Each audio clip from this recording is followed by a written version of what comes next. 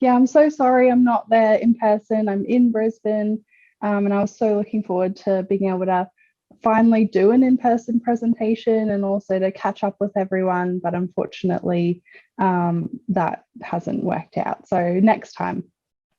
But I still wanted to present today, and the research I want to present to you is a study where I used longitudinal field data to look at the self-reinforcing relationship between social identity and norm compliance. And I'm writing this up at the moment, so I'm really open to any and all feedback, suggestions, critiques, anything.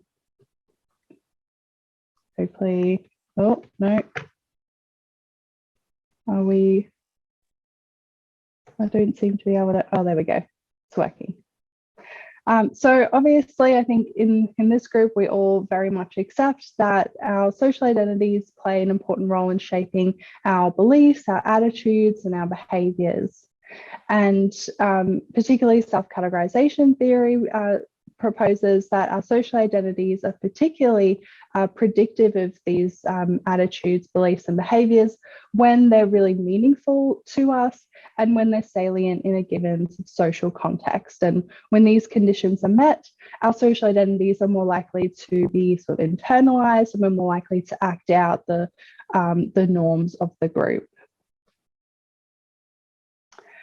So the relationships that I'm focusing on in this work is relationships between social identity, group norms, and behaviour. And there's been a lot of work that's been done in the past looking at how predictive group norms are of behaviour and the moderating role of social identity.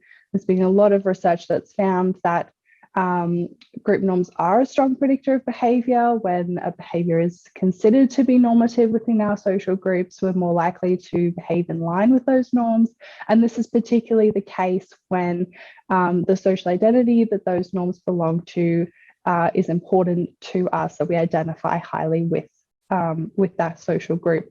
And these are just some examples of some of the work that's been done in this space.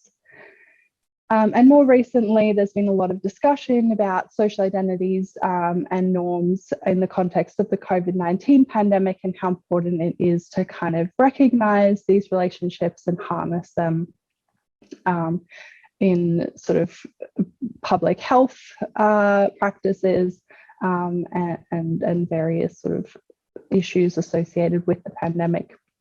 So there's a lot of research that has been done that supports this relationship, that social identity is an important predictor of what I'm sort of categorizing or calling norm compliance. But there's been a lot less focus on the reverse relationship. How does complying with our group norms influence how we identify with the group? And this is something that the work that I'm going to present to you today is trying to tackle. So there's a number of reasons why we might think that norm compliance might influence social identification.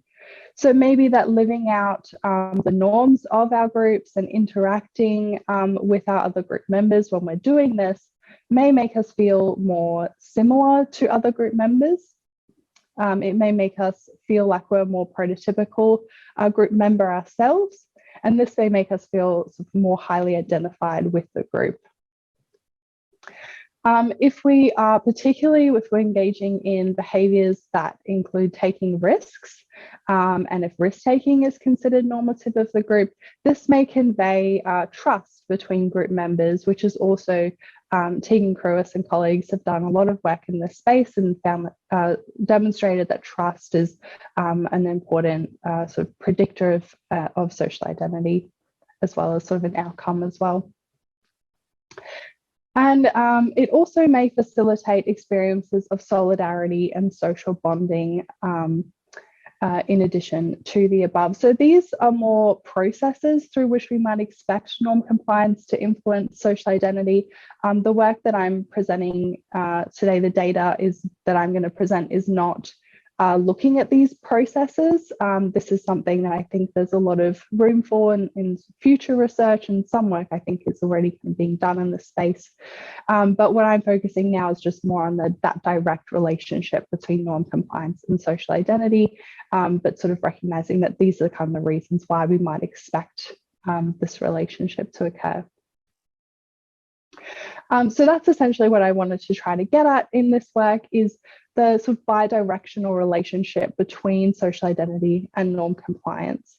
And the way that I did that is I've used longitudinal field data from a bigger project that's been ongoing since about 2015 called the Psychology of Schoolies project. So most of you probably already know what Schoolies is. Certainly if you've been in Queensland long enough, you would have heard about it on the news. Schoolies is a big youth mass gathering that happens at the end of each year around mid-November.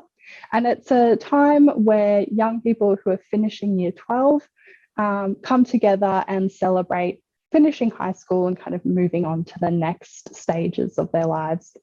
It's typically a week-long celebration.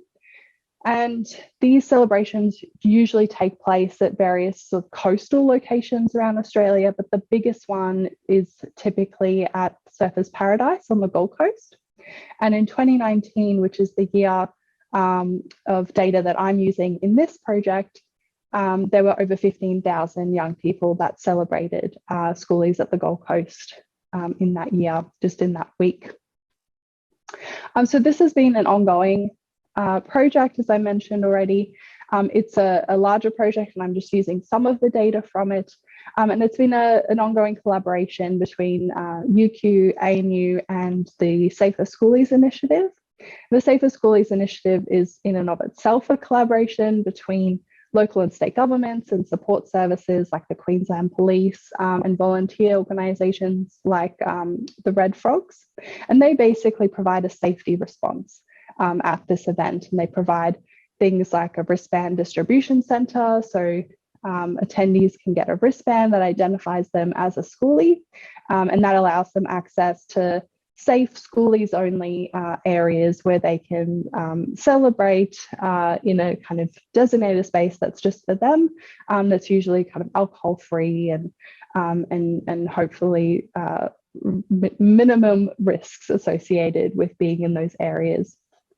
One of those is the Schoolies Hub, which is our photo on the top there. They hold big sort of beach parties and things in that area. So it's a really cool project, this big ongoing project, and I was really excited to be able to use some data from it. So I just want to explain the recruitment methods and the kind of different time points in which we collected data. So I think that gives a nice kind of idea of the context in which this research is done. So we tend to collect data at 5 different time points is sort of the strategy we've developed. And we have 2 different recruitment methods. So the first method is we recruit young people who are planning to attend Schoolies in about the month or so before the Schoolies week. So sort of a baseline data point, which I'm calling time 0. And these young people then get follow-up messages, follow-up surveys throughout the Schoolies week on day 1, 3, and 5, and then a final follow-up 1 month later. So I'm referring to those as time 1, time 2, time 3, and time 4. And I'll just kind of flag that it does say day 1 to 2, day 3 to 4, day 5 to 6, and that's just because we give people up until the end of the second day, for instance, to respond to that time point survey, and then that survey becomes inactive and they get the next survey time point on the morning of say day 3. So that's our first recruitment method before Schoolies. We do that through like social media, Facebook and Instagram advertising, through the Safer Schoolies initiatives networks as well. I can do that. And so in this year, we managed to get 397 participants that were eligible to be included in the analyses recruited at this baseline time point, which was really great. And then we have a second time of recruitment, which is in the field on the first day of the Schoolies week on day 1, where we take a field team down to Schoolies to the wristband distribution centre, which is actually where that photo is from down the bottom there, where all the young people go to collect their Schoolies wristband.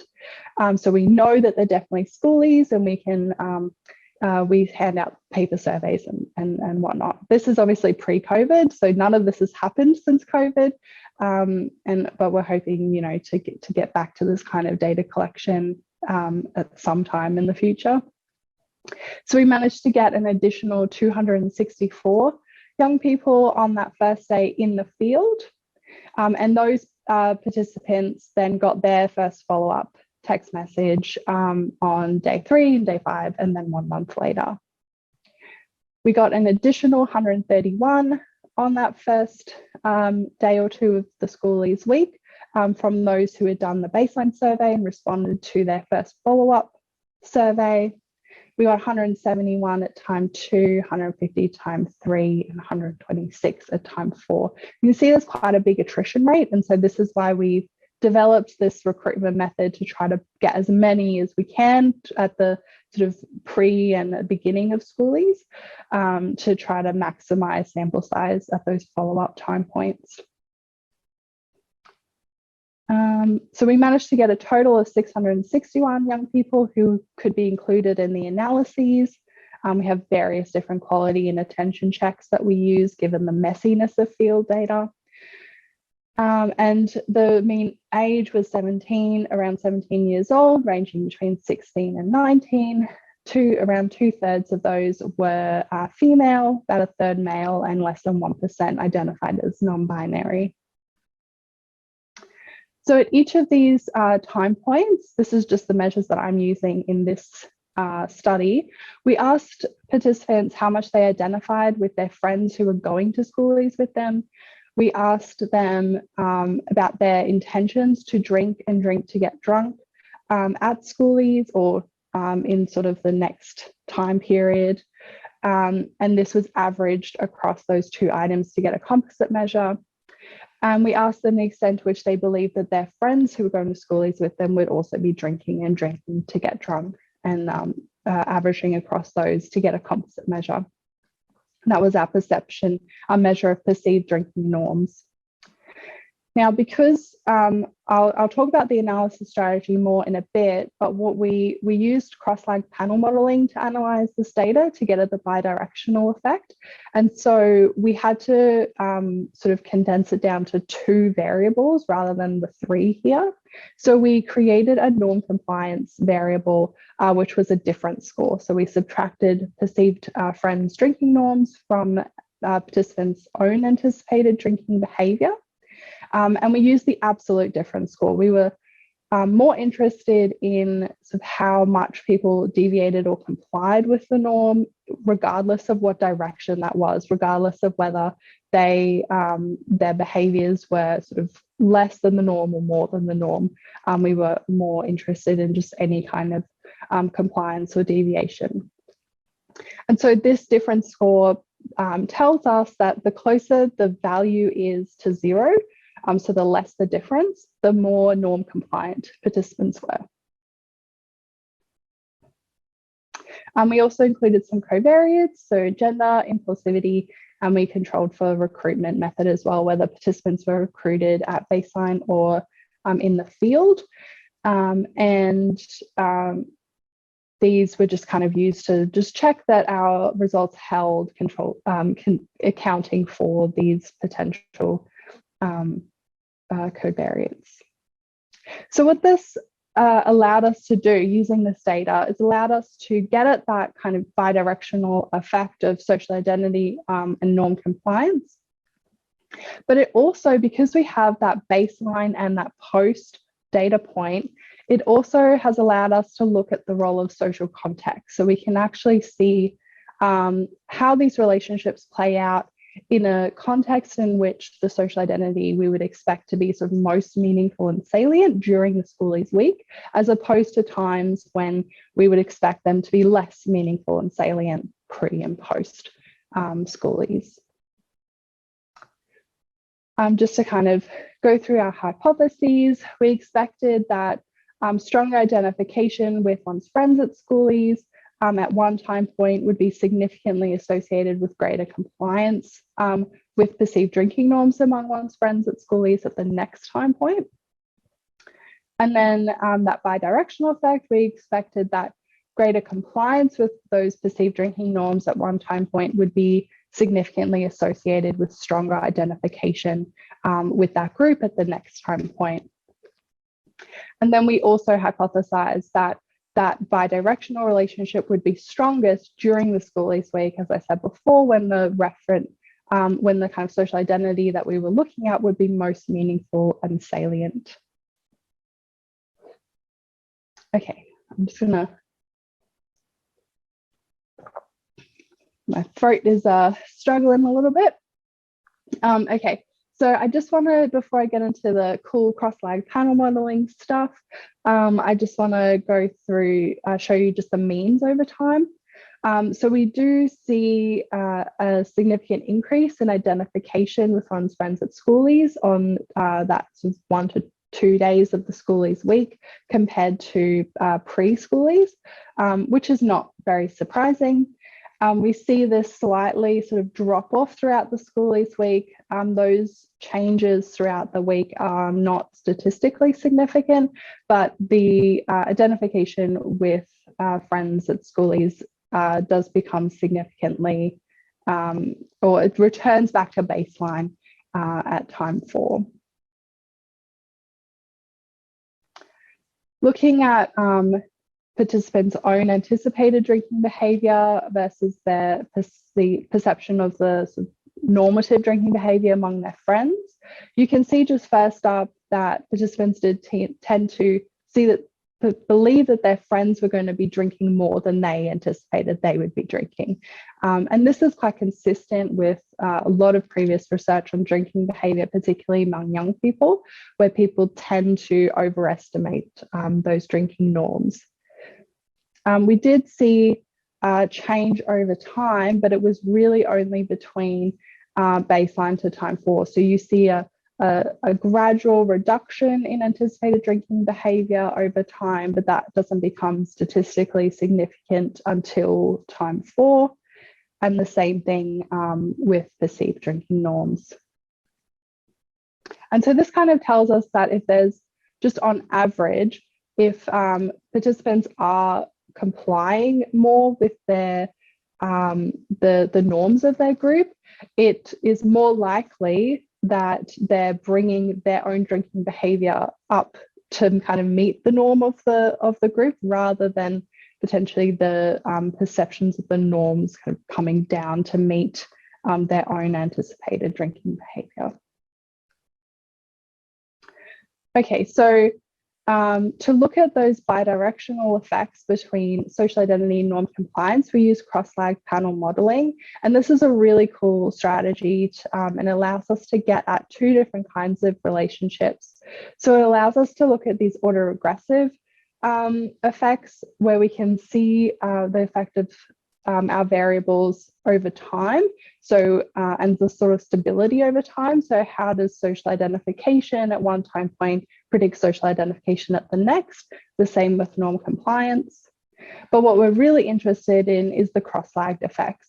How does social identification at one time point predict norm compliance at the next? And how does norm compliance at one time point predict social identification at the next? And so that's really what we're interested in. And I hope you won't get too overwhelmed by this. These are the results, and I'll talk you through them. So you can see just firstly that those autoregressive effects are significant consistently. So social identifying more with one's friends at Schoolies at say time baseline is predictive of identifying with one's friends at Schoolies at time 1. you might notice that the coefficient of between time 0 and time 1 is notably smaller than the other coefficients for social identity. And I think that's probably kind of in parallel with the change in the means that I showed you earlier, that we see that significant increase in identification with friends. Same with norm compliance. Reporting higher compliance with friends at one time point is significantly predictive of complying with norms, the norms of drinking norms of one's friends at the next time point. But as I said, we're more interested in those cross-lagged effects, and the blue lines is probably what you've all been staring at this whole time. But I'll just talk you through it from left to right. So we see between time 0, so baseline, and time 1, those cross-lagged effects are not significant. But we start seeing significant effects during the Schoolies week. And we find that participants who identified more strongly with their friends at the first at time 1 on day 1 to 2, this was significantly associated with greater norm compliance at the next time point on day 3 to 4 of the Schoolies week. Now that coefficient is negative, but that's because a smaller value of norm compliance is indicative of greater norm compliance. And so that's why it's negative. And then greater norm compliance at that time 2 on day 3 to 4 of the Schoolies week was significantly associated with higher social identification with one's friends at the next time point at time 3 on day 5 to 6 of the Schoolies week. And then from time 3 to time 4, we don't see those effects coming through anymore. So this is really cool. I think it shows really nicely a sort of self-reinforcing effect relationship between social identity and norm compliance. Identifying with one's social group is predictive of greater compliance with the norms of that group, but that in turn seems to potentially be reinforcing identification with the group as well. And I think also really cool that we can show the role of social context here, that we only see these relationships coming through during the Schoolies week when those identities and those norms are most relevant and salient. So just to kind of sum up, we do find evidence of this kind of self-reinforcing effect. And we also demonstrated, as I've already said quite nicely, that context does really matter, and we can actually see that coming through in our data, which I think is quite rare. We often seem to recognize the role of social context, but very rarely is it actually incorporated sort of actively within our studies and coming through in our results. So I think there's a number of takeaways from this, but I think it demonstrates that that relationship between social identity, group norms, and behavior is more complex than just group norms predict behavior and social identity moderates it. And this is something that I think is being sort of discussed more and more in the literature already. And it shows that norm compliance may be an additional predictor of social identity that I think deserves greater attention and unpacking in future work. And I do think that, so I think it's a strength of this research that we were able to use longitudinal data and kind of show or look at these relationships in situ, like as they're kind of developing and playing out. But the nature of this data, it's field work, it's messy, the quality isn't as high. And so I think, there's a need to kind of pair this now with some more robust or controlled methods, some lab or experimental studies, and also unpacking some of the processes as well. And I think it captures quite nicely the need to consider the role of social context perhaps more explicitly in our research too. So that's it from me. I just wanted to thank my collaborators, Tegan Crewis, Laura Ferris, and Mark Stevens, and also a shout out to our awesome field team that helped us collect all this great data on the day. Thank you.